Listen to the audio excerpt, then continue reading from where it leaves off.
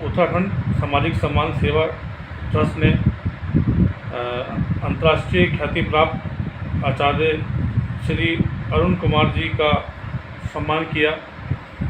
आचार्य अरुण कुमार जी ऋषिकल्प आश्रम के संस्थापक भी हैं। मैं सर्वप्रथम आचार्य जी आपसे जानना चाहूँगा कि आज योग दिवस है, तो सबसे पहले योग की दिवस की हार्दिक हार्दिक बधाई आपको। योग और योगा में क्या फ़र्क है? आप सबको अंतर्राष्ट्रीय योग दिवस की बहुत बहुत बधाइयाँ, बहुत बहुत शुभकामनाएं। आपने बहुत अच्छा सवाल किया। आज हम केवल योगा का मतलब ये समझने लगे हैं, योग का मतलब ये समझने लगे हैं कि केवल थोड़े बहुत आसन कर लिए, थोड़े बहुत प्राणायाम कर लिए, बस हो गया है। लेकिन ये समुचित योग नहीं है, ये योग के एक अंग हैं। केवल आसन और प्राणायामों को योगा के नाम से जाना जाता है। लेकिन अगर योग की जहाँ तक बात आती है तो सही अर्थों में देखा जाए तो योग समुचित जीवन जीने की पद्धति है। योग हमें ये सिखाता है कि हमारा अपने प्रति क्या कर्तव्य है, हमारा समाज के प्रति क्या कर्तव्य है, हमारा अपने परिवार के प्रति क्या कर्तव्य है। सर्वांगीण विकास का नाम योग है। और जो व्यक्ति सर्वांगीण विकास करना चाहता है, बुराइयों से दूर होना चाहता है, निश्चित रूप से अगर योग को अपने जीवन में अपनाता है, योग का तात्पर्य ही होता है अतः योगानुशासनम, अपने जीवन को अनुशासित करें। जो व्यक्ति जितना ज़्यादा अनुशासित है, मन से, वचन से, कर्म से, सोच से, अपने एक्टिविटी से, वो व्यक्ति उतना बड़ा योगी है। योगी के बनने का मतलब है हमें अनुशासित होना। आचार्य जी, आजकल की युवा पीढ़ी के लिए क्या संदेश देना चाहेंगे? आजकल की युवा पीढ़ी से नशे की गर्त में जा रही है, तो इस योग से उनको कुछ फ़ायदा मिलेगा? योग एक ऐसी विधा है जो हमारे शरीर के साथ साथ सबसे ज़्यादा जो प्रभावशाली है वो हमारे मन के ऊपर है।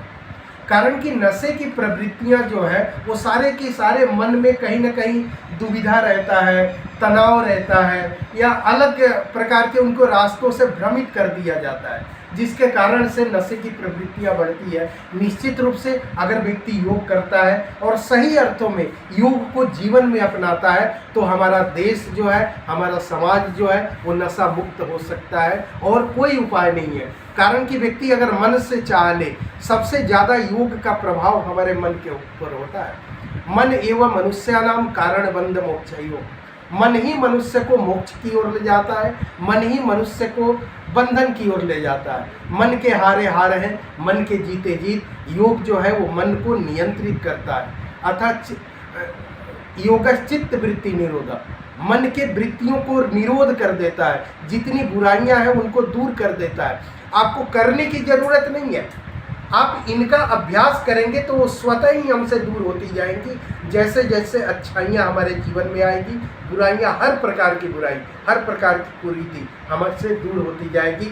नशा मुक्त होने का सबसे अच्छा अगर कोई साधन है तो योग का प्रचार किया जाए, योग को नवयुवकों में, आज के पीढ़ी में अपनाने की उनको प्रेरणा दी जाए। इसी के द्वारा हम नशा मुक्त एक स्वस्थ समाज का निर्माण योग के द्वारा कर सकते हैं। आचार्य जी, जैसे आजकल सभी लोगों की बहुत व्यस्त दिनचर्या है, अब अपने अपने काम में लोग बहुत ज़्यादा व्यस्त रहते हैं, महिलाएं भी अपने घर के कामों में व्यस्त रहती हैं, तो कुछ ऐसा कुछ उनके लिए कुछ एक संदेश चाहिए, कुछ योग की कोई टाइम लिमिट है कि इतने घंटे करना चाहिए या स्पेशली यही आसन करने चाहिए?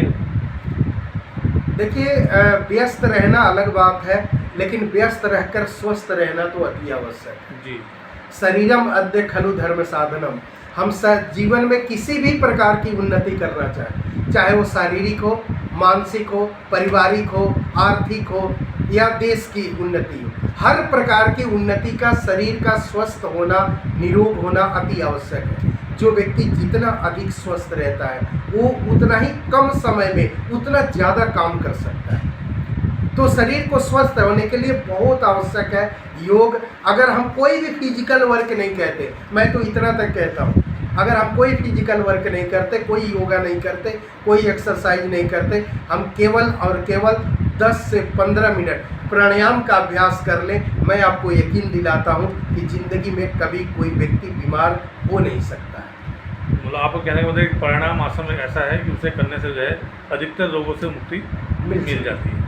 अच्छा, तो जैसे मैं भी आपके बैनर में देख रहा था कि हार्ट और किडनी की बीमारी के लिए आपने उसमें लिखा हुआ था, तो इसका कुछ योग से संबंध भी है? हार्ट और किडनी के लगभग देश के कोने कोने से मरीज हमारे पास आते हैं। जी। हम उनको कुछ योगाभ्यास कराते हैं, कुछ एक्सरसाइज कराते हैं, कुछ एक्यूप्रेशर कराते हैं, कुछ उनको आयुर्वेदिक दवाइयाँ दिलवाते हैं। जी। और हमने देखा कि बहुत अच्छा रिजल्ट है। हार्ट के लिए सर्जरी कराने की कोई ज़रूरत नहीं होती है और किसी प्रकार की स्टेंट वगैरह डालने की ज़रूरत नहीं होती है। जब हमारे शरीर में पित्त की अधिकता जो है उसको अगर सम कर लिया जाए तो ब्लॉकेजें अपने आप ही खुलनी शुरू हो जाती है। किडनी में भी वही हाल है।